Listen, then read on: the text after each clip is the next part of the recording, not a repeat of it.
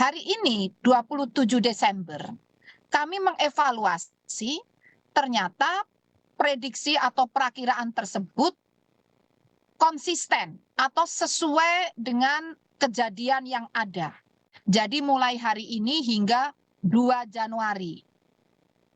Kondisi dinamika atmosfer yang dapat memicu peningkatan curah hujan tersebut antara lain masih sama dengan 21 Desember, namun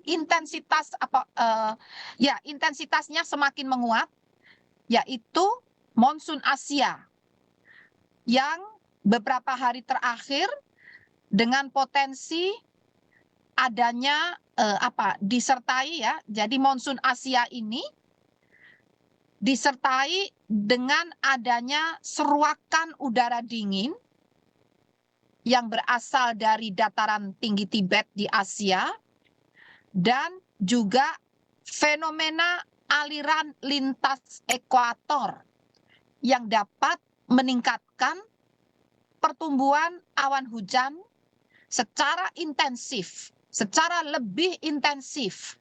Karena tadi ada 3 fenomena ya, monsun Asia, seruak udara dingin, dan aliran lintas ekuator.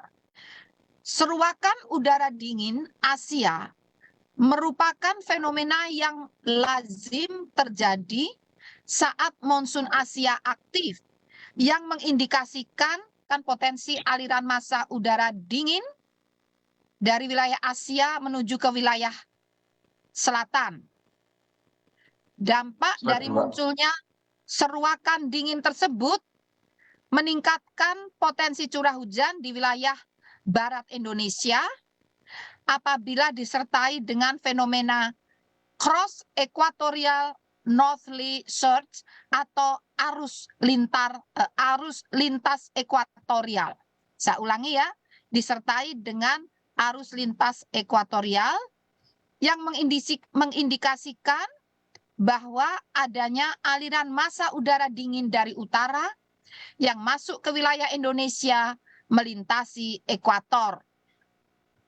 Dampak adanya seruakan dingin atau seruakan udara dingin dari Asia yang disertai arus lintas ekuatorial dapat berdampak secara tidak langsung pada peningkatan curah hujan, dan ini yang sangat penting, kecepatan angin di sekitar wilayah Indonesia bagian selatan ekuator. Sesuai prediksi tanggal 21 Desember yang lalu, kecepatan angin yang tinggi ini sudah terjadi. Dapat mencapai lebih dari 40 knots. Itu sudah terjadi dan masih dapat terus terjadi. Nah, dari gambar ini terlihat Ibu Bapak, gambar yang sebelah kanan, peta-peta itu ya, itu menunjukkan ada warna biru hijau tua ya. Biru hijau tua, tolong ditunjukkan. Nah, ini adalah fenomena yang diceritakan tadi. Biru hijau tua, yang kayak tinta tumpah itu ya. Tanggal 28, kita lihat Mas, tanggal 28 masih secara spot ya di wilayah Indonesia Barat dan Selatan. Tapi perhatikan tanggal 29, itu semakin melebar dan meluas dan semakin pekat. Artinya itu intensitasnya semakin tinggi dan semakin besar pula potensinya untuk menjadi cuaca ekstrim. Perhatikan mulai tanggal 28 itu wilayah Jawa Timur.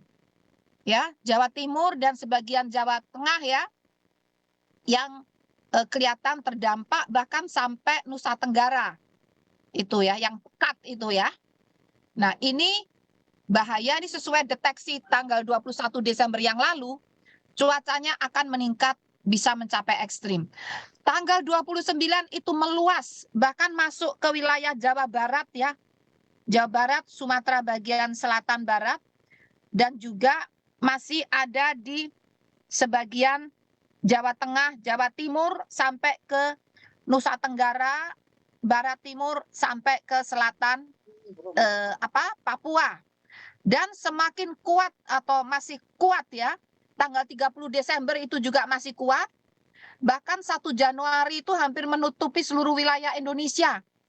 Peta Indonesianya hampir tidak terlihat, tertutup warna hijau tua pekat itu. Tanggal 4 Januari mulai berkurang ya, tapi masih tetap menutupi sebagian wilayah Sumatera dan Laut Natuna ya, dan juga wilayah Jawa Barat, Banten masih, dan juga wilayah Indonesia Selatan itu Jawa Timur sampai Nusa Tenggara dan Laut Arafura. Dan seterusnya mulai mereda tanggal berapa Mas? Tanggal 5 hingga 10 Januari mulai mereda berkurang.